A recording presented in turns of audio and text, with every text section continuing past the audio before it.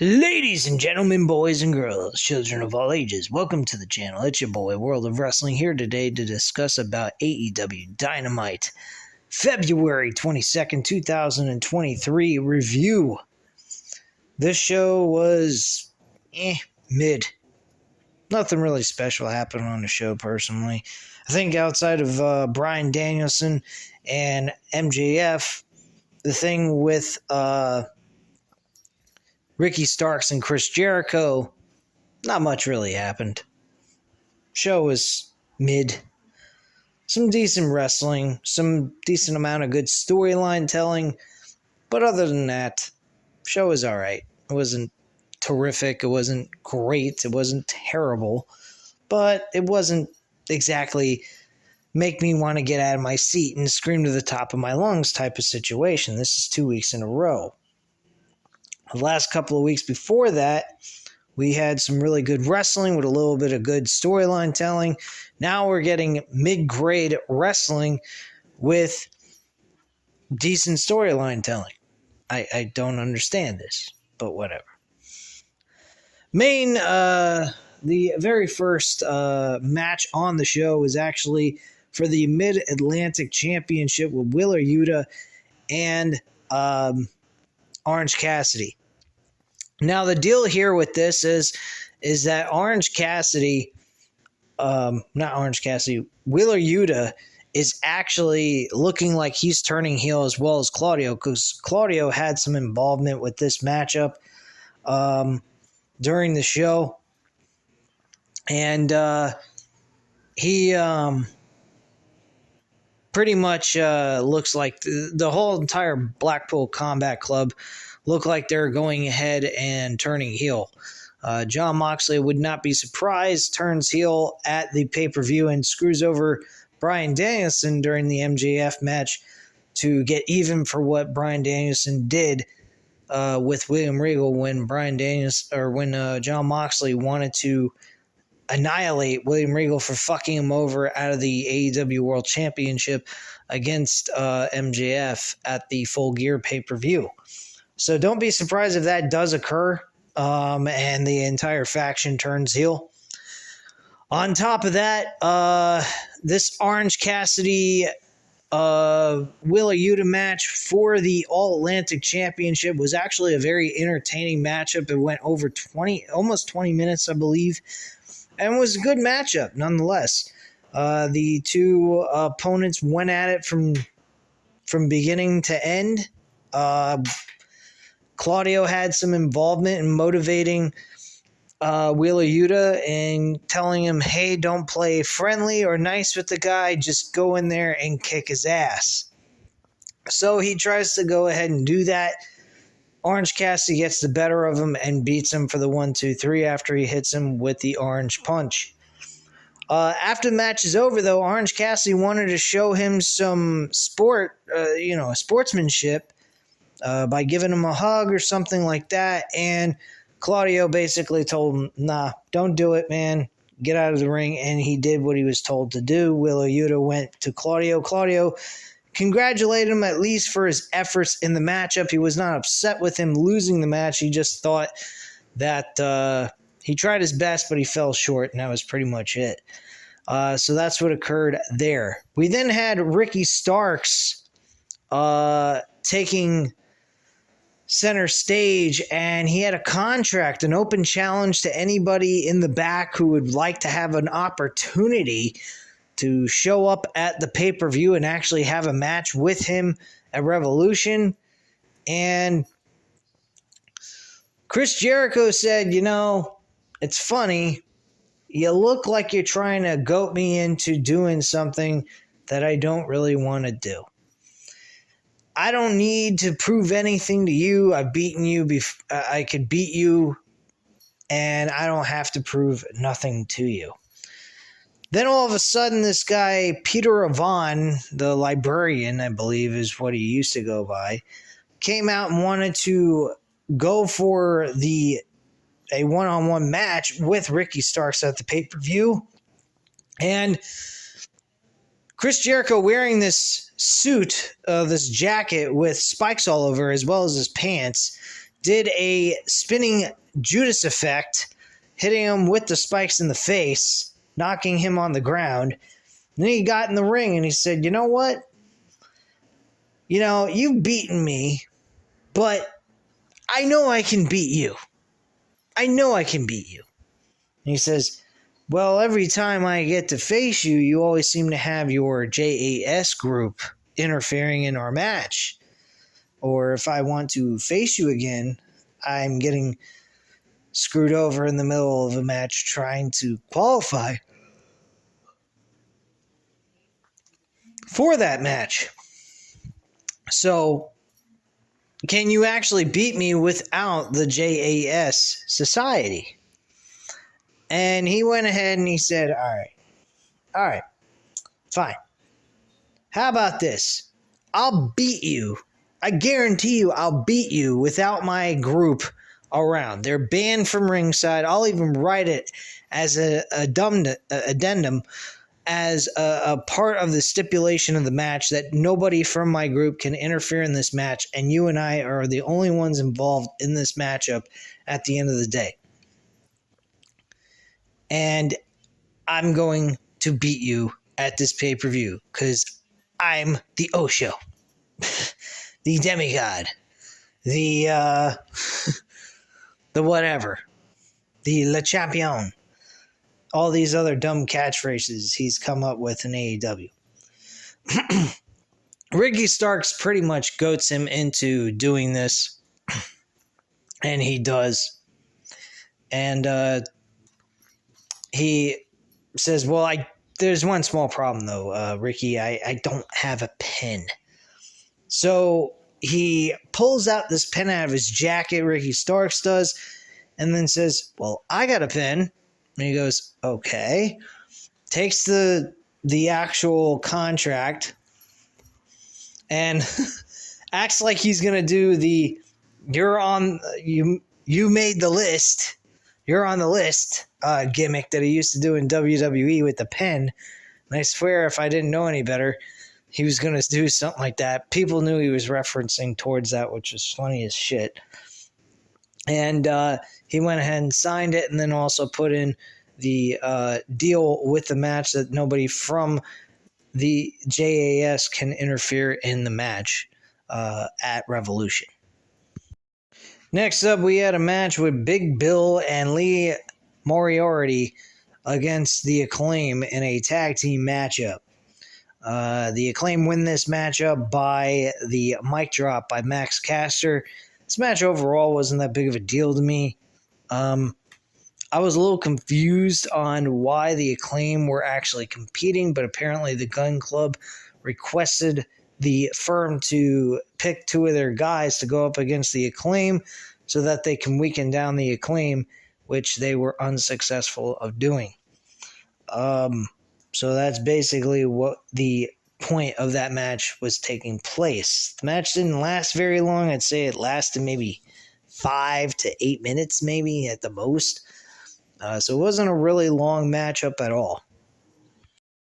All right, next up we had Christian Cage being called out by Tony Schiavone to conduct an interview, but Jungle Boy attacked him from behind, and he went ahead and he was going to try a concerto to Christian Cage.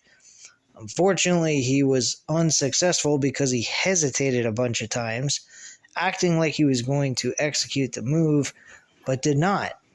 Then finally, he went ahead and tried it and then got low-blowed, making him look like a complete imbecile and a fucking moron. At that point, Christian Cage went ahead, smashed him in the head with the chair.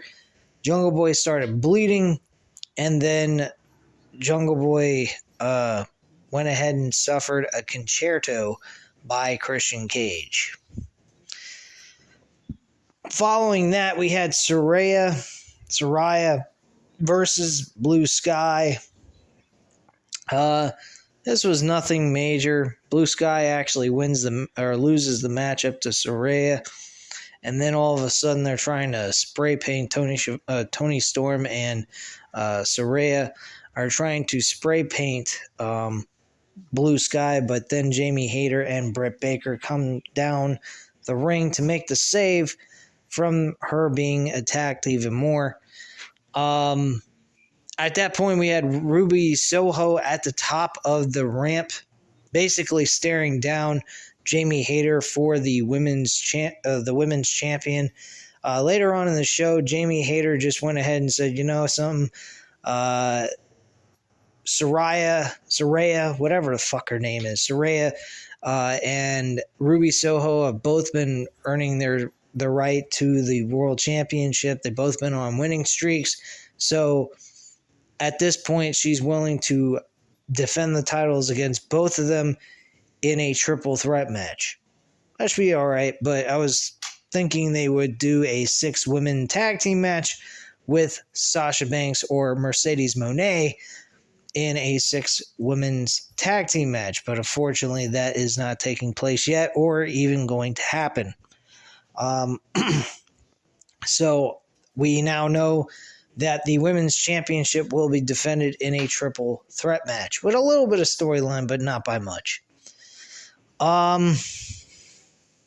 Following that, we had... So next up, we had Bryan Danielson going ahead and going over what happened last week. He also mentions he's going to do everything in his power to actually win the World Heavyweight Championship from MJF at the Revolution pay-per-view in the Iron Man match. And goes over what MJF said last week about him saying that he hates Bryan Danielson and so on and so forth. Then MJF goes ahead and comes out and interrupts the promo and states that he had a woman he really liked. Last week he was talking about how he was dating a woman while he was driving a Camaro and they were doing donuts in the middle of the road and struck a pole very hard. And he went ahead and put her in the passenger seat, or the driver's seat, so that he could say it was her fault instead of his. Now all of a sudden he's changing his tune where he has a girlfriend that he actually liked, and she taught him that not everybody is a piece of crap and they suck.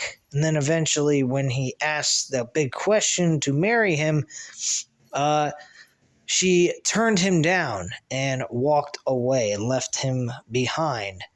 Basically trying to build some sympathy towards Bryan Danielson. And then he goes into about his family, Bryan Danielson's family, saying that he should be very happy and proud that he even has a family and 2 healthy children and so forth. Sorry. So he goes on to say, you know, it's very sad that that is what it is. That you continue to wrestle when you have a healthy family at home and you've accomplished everything in your career. You've suffered more concussions than anyone could possibly have suffered in this business, and yet you're still here wrestling, taking wrestling over your family. So he's throwing his family into the mix with this entire promo, really taking deep shots into Bryan Danielson. Then he turns to the camera and he talks to Bryan Danielson's kids and tells one of them that he's going to break Dad's arm and rip it out of its socket so that he can never hold his own child ever again. Unfucking believable shit. MJF is the king of all heels in promo work. The only one better than him is Roman Reigns at this point. And I gotta say, MJF is the fucking king of the heels at this point outside of Roman Reigns. These two guys are on another level when it comes to doing heel work in professional wrestling. So he goes ahead and he says, and one other thing, Brian, I'm going to go ahead at the time that we have this match and I'm going to beat you so senseless with my hands that you're going to have beginning stages of CTE. And by the time he almost finished it, Bryan Danielson was on top of him, striking him with punches to the head, along with the microphone at first, and then attacking him with actual punches to the face. This was fucking excellent stuff. Legitimate, raw emotion going on here that really, really worked. I absolutely enjoyed this. They had the staff members coming out trying to separate the two so that they wouldn't kill each other before the pay-per-view. And they pretty much brawled until the very end of this segment. And that's pretty much it. Pretty fucking intense segment here. Very enjoyable and good stuff. Next up, we had the tag team battle royale with 10 other tag teams. I thought this was going to have 2 winners involved, but there was only supposed to be 1. Next week is a casino battle royale, which isn't much different. It's just like in a Royal Rumble type of situation. But yeah, this was not much to talk about. I really didn't like this matchup. I thought it was shit. Jeff Jarrett and Jay Lethal win this match with the help of Satnam Singh. I thought this was trash. Later on in the show, we see that the Guns are trying to, join forces with the Jay Lethal and Jeff Jarrett. Sanjay Dutt loves the idea, thinks it's great. He's bouncing around like a fucking raving lunatic and acting like a moron.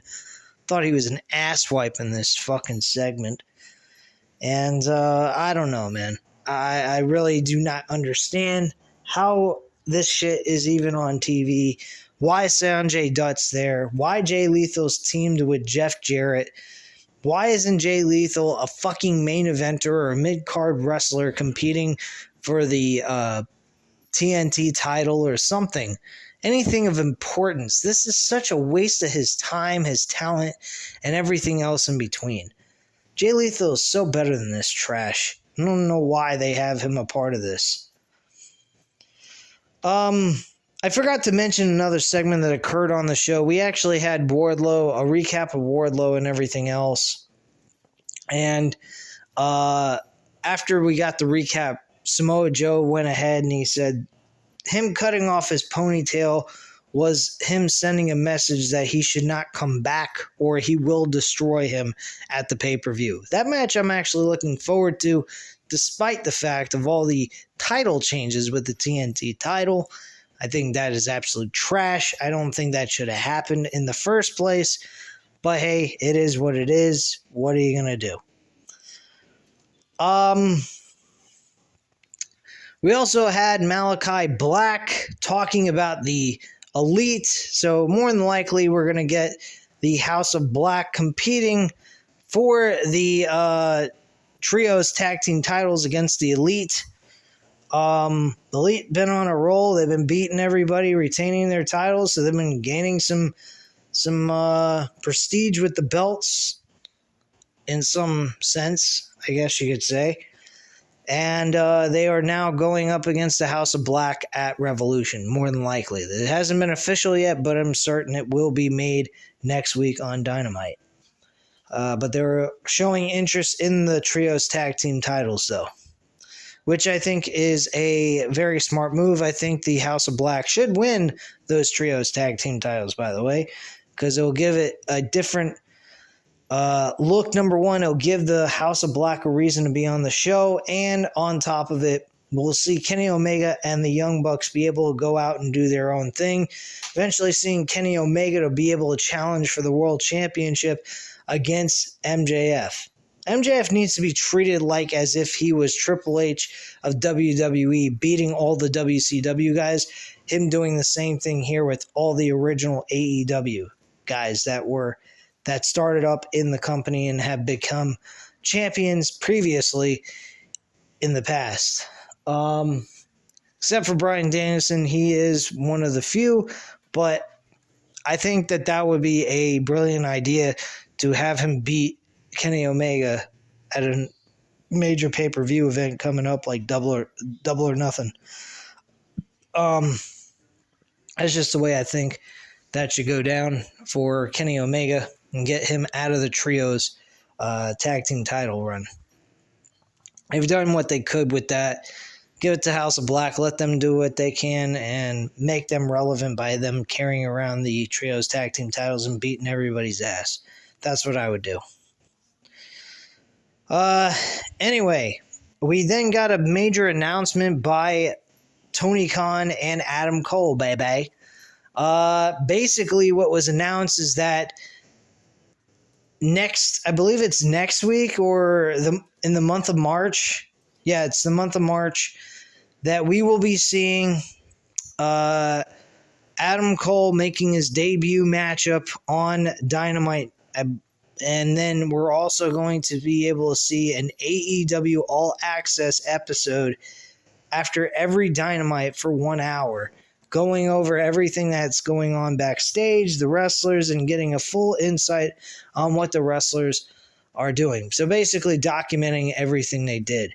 TNA did this back in the day in like 2010.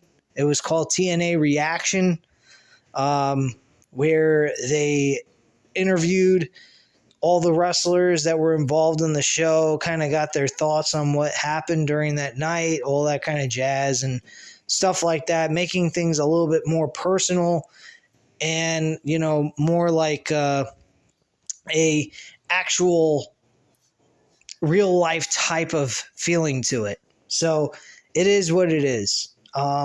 I'm not going to particularly watch it or cover it at all. I don't think it's all that important.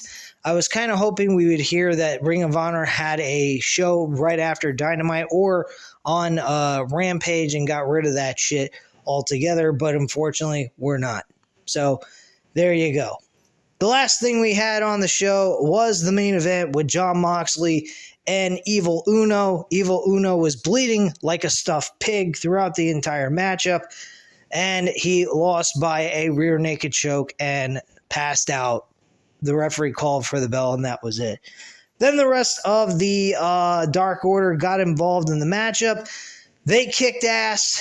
They were trying to. Hangman Page came out. Claudio and Wheeler Yuta from the Blackpool Combat Club got involved as well. And it was a full-on breakdown of a war going on. Hangman Page whipped out some barbed wire around his knuckles and clocked Jon Moxley in the face, and he started bleeding like a stuffed pig. So as usual, we get to see Jon Moxley bleed every fucking week. I wonder how many times this guy is going to fucking bleed like a stuffed pig. He had so much fucking blood on his face, it wasn't even funny. But it is what it is. I didn't particularly think this was the greatest show in the world. Again, like I said, it was a decent, okay show, but nothing really all that special about it except for some storylines that were being told for the pay-per-view, which I believe is probably fair enough, but I'd like to see some of these matches be bangers like we were getting the last couple of weeks before and mixing it up with good storyline telling. That would be really fun to see. Orange Cassidy and Wheeler Yuta did a great job. I will admit that. They did excellent. But the rest of the card, I could take it or leave it, to be quite frank with you guys. And that's all I have to say at this time. So you know what to do. Hit the like button if you like this video. Hit the subscribe button if you're not already subscribed to the channel. And leave a comment down below. I'll definitely get back to you on that. And I thank you guys very much for watching. Have a great night, guys. Bye.